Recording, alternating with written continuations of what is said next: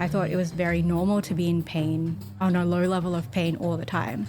And then it took like one very like kind GP to be like, it's not really normal to be in pain all the time. Like, so this is not just anecdotal, it's a common issue that a lot of people face. I think a big part of the problem is communication. The language you use in which you explain what's going on with you can mean very different things.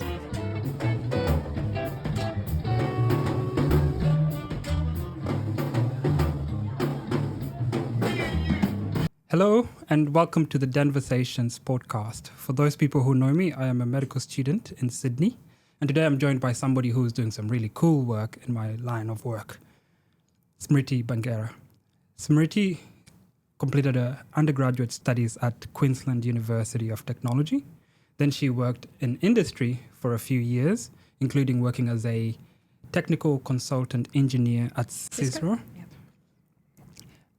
Importantly, after having her own experiences with a late diagnosis, started Chloris Labs with her co-founder Divya this year. Chloris is a triage tool that is meant to help doctors not miss any diagnosis with female patients. It's meant to help create a picture that the doctor then uses to be able to direct their clinical judgment, to be able to faster move patients and faster diagnose them with chronic conditions. Over the span of 6 months, since they founded the company, they have managed to make it into the top 10 finalists in the Peter Farrell Cup, which is a flagship founders award at the University of New South Wales through UNSW's Founders Hub. They also this year recently won the faculty awards for both science and medicine. So, Smriti, thank you for joining me at the Den-versations. Welcome. Could we start, first of all, with your experience of the medical field? You have an interesting story behind Chloris Labs. You had about 6 years through your journey before you actually got a proper diagnosis. Mm-hmm.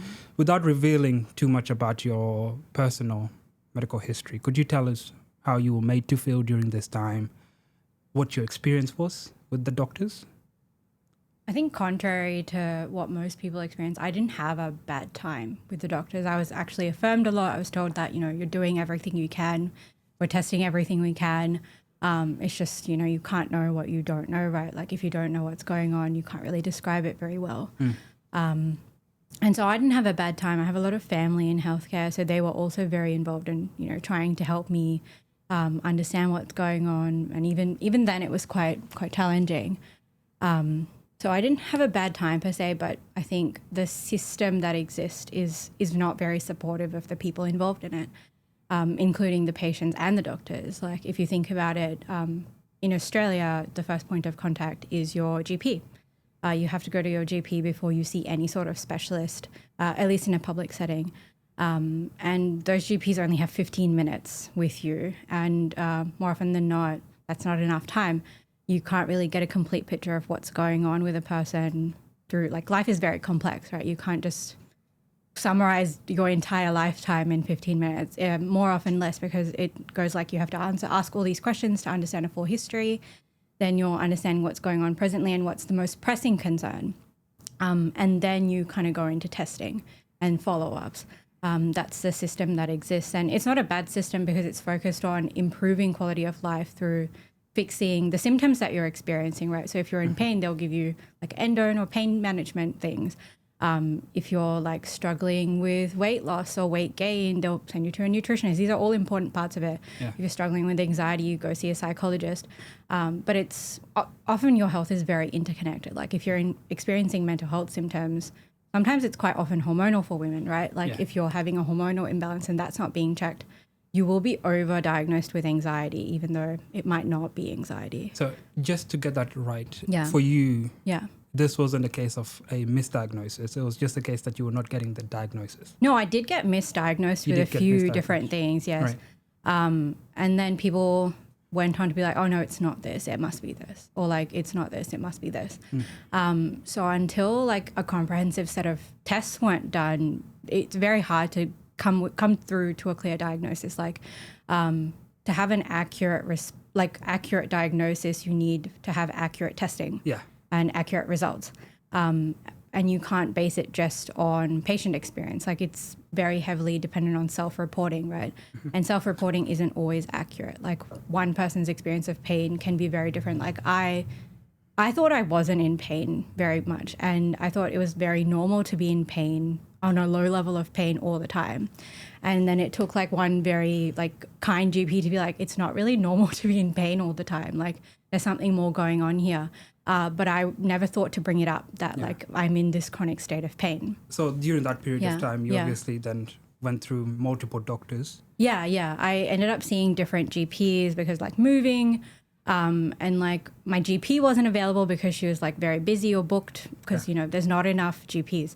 There's in New South Wales, there's only about 9,000 GPs and I think 4 million women. You have to think about those ratios as well, right? That's more than 1 to 100. Yeah, I'm just going to jump in there just to give a context. So this is not just anecdotal. This is a story that is you hear quite often. A lot of women experience this thing. Yeah. And just to give the listeners a bit of context, in Australia, women on average live longer than men, but they're more likely to experience chronic conditions more than men. Yep. And even more importantly, they're more likely to experience multiple conditions, multiple chronic conditions, that is. So the Australian Institute for Health and Wellbeing, for example, estimates that about 56% of women over the age of 15 are living with a chronic condition, one of the top 10 chronic conditions seen in hospital. About 31% of that 56 is women living with one condition, 14% 2, 11% 3 or more, right? And women also make up a larger burden of particular types of diseases. So 94% of people who come in with reproductive conditions or maternal conditions are usually women. About 59% of people who are diagnosed with blood or metabolic conditions are women, but that includes iron deficiency and anemia. About 57% of people who come in with neurological conditions, including dementia, are women. And even then, to make that worse, and a common study that many people would usually cite is that was conducted by Cate Nagle at James Cook University, and it found that from a survey of 363 women would self-report that the average median time that it took from the first initial presentation to when they first received their first diagnosis was about 6 months. But even more importantly, 47% of these women reported that they had a rediagnosis, right? And the average time that it took to get a rediagnosis, the median time, I should say, that it took to get a rediagnosis was about 4 years. And that's just the median. Yep. So certain conditions, such as endometriosis, the timeline changes. It's like 7 years. Yes, it goes 6 to 9 years in some studies, right? Yeah. So this is not just anecdotal. It's a common issue that a lot of people face. And when I talk to a lot of my female friends in medicine, some of them are very mad. Yeah. Some of them have very strong opinions about this. Some of them go as far as saying that there is some medical misogyny. But I think we also have to be slightly careful here. So the study that I just mentioned did not compare women to men. It just looked at women and their self-reporting, right? We also need to remember that rediagnosis does not necessarily mean misdiagnosis. So it's possible that a patient comes in, they are first diagnosed with an undifferentiated arthritis. Correct. But then later on, they get diagnosed with, let's say, SLE, lupus, that is. Correct, Yeah. But maybe let me try to get your experience, your perspective on this. Why do you think women experience such long wait times, especially with conditions like endometriosis? From their first presentation to diagnosis. Why do you think that is? With endometriosis, there is a major lack of research and it's very underfunded. And the funding that does go into it, I think there's a big movement happening. It's surgery. And with endometriosis, surgery is only like when it's really bad. Like it can only help when it's already progressed a lot. And it is very helpful, but it's not a cure.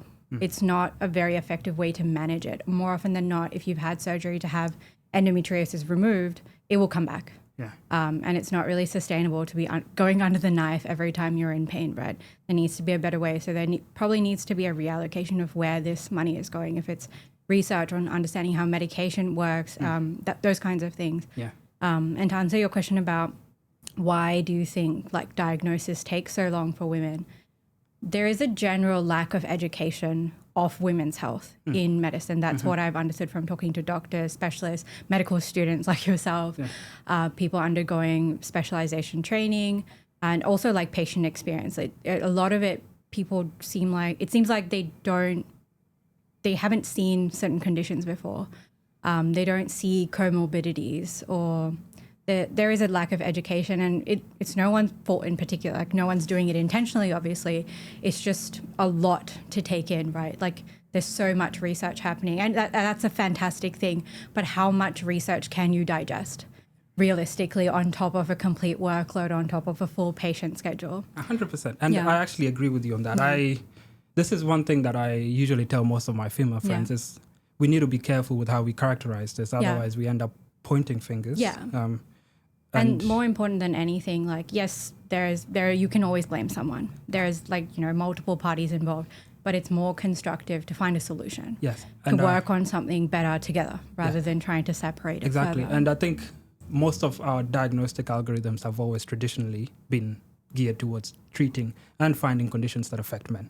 Absolutely. And I genuinely... And that's because of the data, right? Yeah. Like when you look at migraines, most people that experience migraines are women. I think it's 70% or something like that. But the research is almost flipped. It's mostly researched on men. Exactly. And the medication is studied on men, even though women are majority of the people experiencing migraines. And a big part of experiencing pain, and like, it's cyclical quite often, and it coincides with where your menstrual cycle is. Yeah. And if you don't actually study that, if you don't actually research that, you don't understand how it's affecting people. Exactly. So you can't really implement it in the same way. You need to understand how these things affect people in a holistic way. And do you feel like most doctors that you talk to are very receptive of these things? Absolutely. Yes? Yeah. It's not that they don't want to know about it. They absolutely want to know. Like, doctors engage in a lot of like CPD, like it's a requirement that they have to engage in CPD. They'll keep up with literature. They're involved in like multiple projects outside of their, everyday practice. A lot of them do research. A lot of them do like publications. It's not that they're not trying. It's just so much information. Like, if you've ever tried to read a research paper, it's quite dense. Yeah. And it's a lot of different things. And quite often there's a lot of misinformation going around as well. So you also have to deal with the patients coming in with this information they've potentially found on TikTok or Reddit, because they're trying to like self-support themselves, because there is a lack of connection between the doctor and the patient. Right? 100%. And I think one of the first things we have to obviously rule out is the gaslighting that some women actually report to. It's very real. It's a common thing. It's a very common thing. And it's true, like, women do get gaslit, and that needs to change. Yeah. Well, hopefully we do see the change coming very soon. But absolutely. Can you walk me through, you have experienced a late diagnosis, you eventually get your diagnosis. Walk me through that point to when you decide that you want to start Chloris. What was the thinking behind there? I got diagnosed, I think, mid last year. And I think it was very mixed feelings, obviously. Like, first, it's like a sigh of relief that, like, oh, it is something. Like, I wasn't making it up all in my head. And, all this time, it wasn't just me exaggerating or me being like a hypochondriac or something. It was something, but it's also like, I think it almost takes over, like, oh, this is who I am now. Like, and you don't want to feel like that. Like, you want to be able to manage it and get on with your life. At least that's true for me. Like, I'm someone who just likes to get work done. I'm more of a productivity focused person than I don't like to sit down and like be sad, basically. But it's very difficult, right? Because it's such an overwhelming thing that can happen to you. And like, in that moment, you're in that consult and like the doctor's like, so it is this. And you're like, so it is this, like, and you're just there like kind of stunned, and they're saying like all these really important things to you about like education and like what it means. And, it's maybe not a bad thing and it's completely manageable, but you're just kind of sitting there like blank, almost. That's how I felt. And then I left the appointment and I'm like, okay, now what? And then I went to my GP, and my GP was like, well, this falls under like a chronic condition, and you can get a chronic condition care plan. And I was like, cool, what's that? And she was like, it's completely bulk billed. It doesn't cost you anything. And it's a way for you to like keep up with your health. It's supposed to support you. And I was like, oh, that's great. And like 6 months later, she was like, so how's it going? And I was like, oh, I haven't done any of it. I was like, I completely forgot about it because I was just busy with work, and like I didn't know which place to go to or like what steps to take, because it's like, yeah, I have to see a nutritionist and a physiotherapist and this specialist and that specialist. And I'm like, there's so many steps to take, and I don't know how to take them. And then I was also like, I don't know any other people going through chronic health conditions because no one really talks about it. And so I just blatantly started talking to everyone I knew about it. I was like, this thing happened, it's kind of sucky, but what's going on with you? Like, what's up? And almost everyone I was talking to, all the women I was talking to, they're like, yeah, like I've been dealing with endometriosis. I've been dealing with PCOS. Like, oh, I got misdiagnosed with this last year. Like they think I might have lupus. Like I'm experiencing a lot of perimenopause symptoms. Like there's so many things happening throughout your life, but it feels like you're almost not allowed to talk about it because it's like, oh, something's wrong with you. You can't talk about it. Yeah. You just have to deal with it silently by yourself, which is not true. Like if you open up, like that experience. Yeah, that feeling that people are almost trying to make you keep quiet about this. I find it very frustrating. Yeah. I think there's a lot of power in community, and there's a lot of power in conversation. And like a burden shared is a burden halved, right? Yeah. And often just talking about it and sharing with people that are listening, truly listening and trying to help makes it so much easier. But it also highlights that like everyone's going through it. Like it's okay. Yeah. It's okay not to be okay, and you can get through it, Yeah. So you're talking to people. Yeah. Some of them tell you their personal experiences. Yeah. You get to share your personal experiences with them. Yeah. When does this idea of Chloris first come to your mind? I was doing research. So I was looking at research studies that were happening about different like drug testing and different conditions and how it quality of life and stuff. And I just reached out to the researchers doing the research. And I was like, hey, can I help out? Because I'm quite interested in, making some actionable progress in this area, because it's something that bothers me a lot. And this will make me feel better, and I want to help. Like I have these skills. I'm not a scientist. I'm not a doctor. I'm open to becoming one if I need to.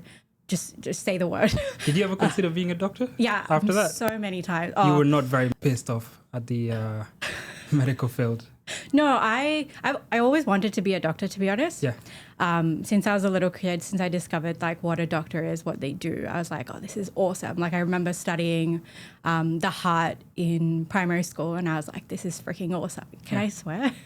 It's okay. Okay, yeah. So I was like, this is freaking awesome. Yeah. Like, it's this tiny thing that like controls your entire body. Yeah. I was like, this is awesome. I want to do this for the rest of my life. And unfortunately, that's not what happened. Like I came to high school and I was like, these words are so dense. Like I took biology all the way to year 12, and I was like, I can't remember these things. I'm more of a systematic thinker. Like you give me an equation, I can derive it and give you the proof and all of that. But like memorization is not for me. Like I need to understand how systems work. And often in biology, like you come to a point and you're like, now we don't know why that happens that way. So I was like, this is really frustrating to me. So I went and became an engineer because I found the systems thinking was more suited to me. It's very interesting actually, because people either react in one of two ways. You either hate the medical system so much that you don't want anything to do with it. And it almost is very sad because it puts away a lot of people from coming in for medical checkups that may be life-saving. Yeah. And that is a story you see with a lot of people. They were misdiagnosed, or they had a very negative story about a particular experience with a doctor that they just never want to have any association with that. But you went the other way. You were now reaching out to doctors, you're reaching out to researchers, you're saying, I want to be involved. Yeah, because like obviously lots of people have problems with the healthcare system.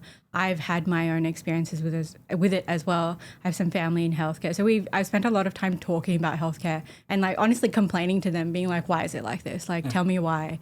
Tell me why there's not enough doctors in Australia. Tell me why, why is it this way? Why does it take so long? And I find more often than not, it's it's more helpful to be part of a change than to like just sit with it, you know? Yeah. At least for me, like I find more happiness and joy in like creating change and like turning that uncertainty and anxiety into something actionable. Yeah. Right. And You're maybe, very pragmatic. Yeah, I'm very pragmatic like that. Like I think if you can't find a solution and if you can't do something about it, you need to like do something else, like find a way or like move on, like, which is a bit rough, but there's always a way. I find like if you're really determined, you can find a way. Yeah. And did you find somebody that may have actually influenced you? I think that first researcher that I spoke to. Who was it? She's actually one of our advisors now. Her name is Belinda Pisana. She's a psychologist, and she's a PhD candidate in women's health research. Okay. So I think that conversation I had with her was very pivotal because she made me feel like I could do something, which I think is quite important, right? Like it's a shift from like, this is what it is. Yeah. So she was like, you can do something. You have these technical skills. Apply the technical skills. Like she sent me a few links on like how to find a research gap and potential people to talk to about doing a PhD and working at the intersection of technology and health. And then I went down a rabbit hole of that. Because you had a very, very different undergraduate major. You worked as a mechatronics person. Yeah. You even went to CSR. I don't think it's all that different. Right. You don't think so? No, I don't think so. Why? I think so fundamentally in engineering, you're taught a mindset. It's a mindset that you keep trying. You just keep trying to get to a solution. It's a very solution-oriented degree. Like you find a problem, you find a solution. It's not that you just keep looking at the problem. So I find that system of thinking is very helpful globally. And mechatronics specifically is a very intersectional degree. So it works at the intersection of electrical engineering, software engineering, mechanical engineering. And while that is a lot of pressure on one person, it kind of makes you very, very good at learning things and understanding the intersection of things. Right, yes. Which is very important in today's day and age. I think it teaches you to be a generalist and become very good at picking up things. Yeah. Well, one of my previous guests, Jaime, had a very strong opinion, and I actually agree with him on this about hyper-specialization. Yeah. And you seem to agree with him on that. I'm a generalist myself. Like I enjoy taking in a lot of information, digesting it, and doing something out of it. I enjoy application of abstract things in literal ways. To be able to do that, you have to have a good fundamental grasp of general concepts. Yeah. Anyways, let's come back to our conversation. So you have reached out to this researcher. Yeah. She has given you some advice on how to find some gaps. Yep. She's sent you some tools to help you. Yeah. How do you then get started? I started researching the gap, obviously. I was looking at research gaps. And then I just happened to look up like health gaps, like women's health gap, and all this stuff came up. Like, 'cause there's a lot of conversation around the problem in women's health, especially in the last couple of years. There's a I think quite a popular McKinsey study that came out last year, I believe, about the $1 trillion gap in women's healthcare. It's costing the economy $1 trillion. Yeah. And I think that sparked a lot of great initiatives, and it definitely like piqued an interest in my brain as well. And I was like, right, all these things are happening. How do we fix it? Like, where are the problems happening? What can I understand from it? So I started talking to my GP. And I was like, what do you think is going on? Why do you think it's taken me so long? I asked my endocrinologist and I was like, why do you think it took so long? Like, what do you think is going wrong? And there was like a recurring theme that like there is a general lack of education on the variety of conditions that can happen to women and how they present in women as well. And I was like, why do you think that is? Like, how do you think we can fix that on a day-to-day basis? Like we can absolutely like go and enforce that. Research needs to be better and this needs to be better. But it takes time for research to turn into like actual support. Like it takes years at sometimes, and it's a very long time. Like if you're someone waiting for a diagnosis, you don't want to be told like, yeah, we've started the work, but it's going to take a couple more years. Can you hang on, right? Yeah. Just for context, so the what you're talking about with research here is that when patients come in, they have to be walked through an algorithm of diagnostic tools, right? And one of the big problems with conditions like endometriosis is that we lack the technology to be able to diagnose them early enough, right? And that is one of the causes for why many women are being diagnosed quite late. Yes. Right. And so research as well as education of doctors, so educating the doctors about common presentation of women is a particular solution to that. Yes. But then also research in the realm of diagnostic tools is another wing of endometriosis that is ongoing right now. Yes. And both of them take quite a long time. Yes. A medical degree is about 6 years. So if you started teaching doctors today from year one about the common presentations of women. So for example, if you told them that if a woman came in with abdominal pain, always consider endometriosis, these doctors will start making decisions roughly in about 7-8 years. But that doesn't change those doctors that are working now, right? Yeah, and majority of the doctors in the workforce are middle-aged doctors. So their training is 10, 15, maybe more years older. Yeah. So you have to find a way to reach people where they are, right? You can't wait for people to catch up. And you decide that the solution is technology. Yeah, that's what I think so. Right. That's my mind on it. And so you've now decided this is what I'm going to do. Yes. What aspects of your Chloris design do you think were embedded in your working philosophy to ensure that the same thing that happened to you will not happen to other women? What part of Chloris do you think ensures that women are actually triaged much more faster, efficiently? Yeah, I think a big part of the problem is communication. The language you use in which you explain what's going on with you can mean very different things. There's no universal way to explain things, and the way medical professionals take information is very different to how the layman explains how things are going on. And we want to bridge that gap. So we're not just building like a standalone solution that just supports the GP or just supports the woman.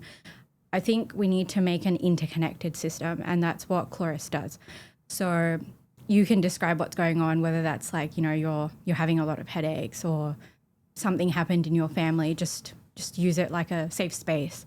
You can connect whatever you want. You can connect your biometric information if you're recording, those kinds of things. If you're getting blood tests, if you have any existing medical information, you can all put it in one place. And then Chloris can take that information and almost translate it to a medically viable explanation of what's going on. And is this an app? So it'll be an app for women, yes. So they can use it easily just on their phone, nothing too complicated. And they'll just put in, this is how I'm feeling, et cetera, et cetera. Yeah, they can just talk to it, like you're talking to a friend. Like you could even record a conversation you're having. And then the app has an interface that is able to then read that and convert that into medical notes that the doctor can then use as a triage tool. Yes. When they come in. Exactly. Yeah. Like if the doctor chooses to opt in to being involved in this patient and through Chloris, they can get all this information about them through, with the app information as well as their patient information they may have there in their electronic systems. And presumably this is meant to then obviously flag some presentations that the patient may have to ensure that these are investigated. Yes. From my understanding, you guys have a pilot that's ongoing at the moment. Yes, with we have a small group we're doing testing of the app with. And could you walk me through the multidisciplinary aspect of this? How many people do you have in this team? Who is collaborating with you? I can't talk about it right now. No? Okay. Well, sorry. You have an ongoing pattern. Yeah. So that's understandable. Yeah. But what sort of outcome measures do you then use, or what sort of outcome measures do you use to test the effectiveness of this tool? Yeah. So you're talking about this specific pilot? Yes. So the very first pilot will be for people that are already diagnosed. So how Chloris works is pre, during, and post-diagnosis. So it's a complete care system because you can't just leave someone halfway, right? So post-diagnosis, often it's very important that you keep up with the care plan and actuate it. Like I didn't do it for a very long time. And I think that's a big problem with chronic conditions, that while there is a set of ways that you can get better and get support that is, subsidized and all of that, it's very hard to figure out where to start. So we're making that simpler with Chloris, that you can scan your care plan that's made by your doctor, whether that's like the Australia specific one or someone somewhere else has written, and that can take that information in and make it easier to understand for you, like why you have to take certain steps and where you can get certain helps, like in your local area, what might be helpful. Because often to get that care plan, you have to give it give the doctor information, like where you want to go, which psychologist you want to see, which physiotherapist you want to see, and that's a lot of work to figure out. So we're seeing how we can better patient adherence to care plans. Yeah. So that's the point of the first pilot. All right. It's very, very, very interesting, actually. Yeah. And a big part of that is that the doctors actually use this as a triage tool and not a diagnostic tool. Yes, correct. Right. Yeah. And how do you guys ensure that? Yeah. So most importantly, like Chloris will never state a specific condition. It will point out further things to look at. Like it will be like, test for this, ask these questions, that kind of stuff. So it will never be like, this patient has endometriosis, this patient has PCOS, but it will ask the doctor to take further steps. Like it will be like, have you checked this? Have you ordered this blood test? Like there is enough proof to order this. There is enough proof to refer this person to, say, a rheumatologist rather than a gynecologist, you know? So those kind of things. It will never clearly say that this person has this unless they're already diagnosed and there's already significant clinical evidence of it. Yeah. And I mean, I suppose what I'm also trying to get to is, how do you ensure that the doctors still do their due diligence? Yeah. In communicating with the patient rather than using this tool as a shortcut to get patients in and out of the door. Yeah, absolutely. Is there any initiative that you've considered there? And potentially as well, is there a tool that you guys are considering of ensuring that doctors are held accountable? That if they sign up to your particular tool and you flag particular conditions that they should investigate, but then they don't do that. Yeah. Is there some consideration of that? Yeah, absolutely. So it definitely works on the principle of auditing. So any suggestions that Chloris gives the doctor, the doctor has to accept or reject it. And so that creates a log of what has happened during an appointment, right? And that can be very important to understand what is going. And the patient is able to see what the doctor has audited. Yeah. Well, to what the patient needs to see, not too much, because I think giving too much information can also be scary and detrimental. Exactly. Yeah. Well, that's a very good tool. Yeah. A big conversation. I'm glad you think so. I approve. Yeah. A big conversation that many people are having in medicine, and it's a conversation that is always going to be prevalent, is confidentiality. Yes. So there's a big distrust, and I've already mentioned this to you before. Yeah. But I used to work at the Prince of Wales Hospital, and I was in charge of their outpatient check-in system. Yeah. And I would always be standing at the door there with a machine next to me, and I'll ask patients, "Are you coming in for an outpatient appointment?" Some patients were like, "Yes, I am." And then I'll show the machine, and I'll be like, "Well, we have this new tool that is meant to prevent you from actually having to stop at the receptionist desk and reduce your wait times, right? Do you want to check in through it?" And many people actually would turn it down, right? Some people were very accepting of it, but some people were very reluctant to put in their data into this machine that they did not know much about. Yeah. So what do you think is the solution here to this? Because you are a very avid believer of technology. Yes. You're a very technologically enthusiastic person. What do you think is the solution? How do you get people to trust technologies more? Okay, I wouldn't say I'm a technologically enthusiastic person. I think there's great value in using technology for good because it's obviously not going anywhere, so you might as well make good of it. Okay. And I think the big problem with people having a lot of distrust in data, as they should, patients are rightfully, distrustful of sharing their data because there's a lack of transparency of what's happening with that data. And there's a lot of research around if you are just transparent about what you're doing, why you're doing what you're doing with it, people are often more okay with it. Yeah. If you tell people like this is for this purpose, they're more inclined. If you tell people where their data is going, they're more inclined. If you give them autonomy of where their data is being used, they're more inclined. More often than not, a lot of companies will have opt-in as the natural, like, automatic system. Like, their data will naturally be opted in. They will be using the data you're sharing. And I think we want to flip that script at Chloris. We want it to be naturally opted out. So they have to actively choose if they're sharing their data or not, and giving that agency back to people of what's happening with their information. Yeah. I mean, there is definitely a history there of companies selling out data to third parties. Yes. And I mean, if you then apply that to the health system, it becomes very dystopian. Yes. Because you now get people who are very worried that somebody who they don't know has information about their health. Yeah. I mean, what could that person do with information about your health? Yeah. It's bad enough people knowing about your daily habits, right? And part of it is education. Yes, I agree. You have to tell patients, well, this is what is going to happen with your data and this. But still, because of the history, a lot of patients are still reluctant. Yes. Right? So where do we end with this then? Do we just go ahead with those who are interested and leave those out? But then that disadvantages these patients. I think there is a big education piece in it, like you mentioned. And I think that is the biggest piece, unfortunately, that you have to make security understandable, because it is a huge part of society, and there's no going away. We can't go back to an age before technology and data, and it might even be detrimental to do that, right?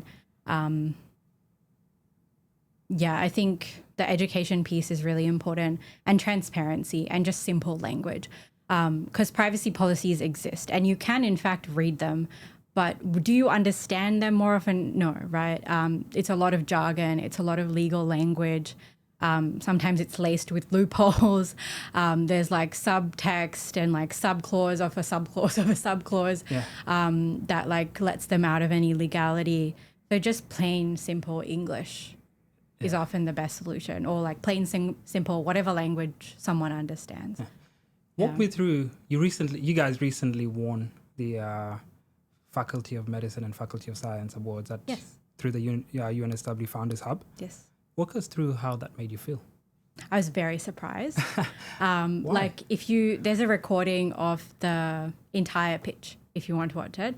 And like the first time it happened, like minutes before, I was just telling my friends, I was like, this was fun, guys. We just did it for fun. Regardless of what happens, we've learned a lot. We'll continue working on it because it's an important thing and it means a lot. Were you saying that because you felt like you didn't do your best, or I felt said, like I went in with just wanting to have fun. Like that's my general approach, because I think if you put too much pressure on yourself, it just gets stressful, right?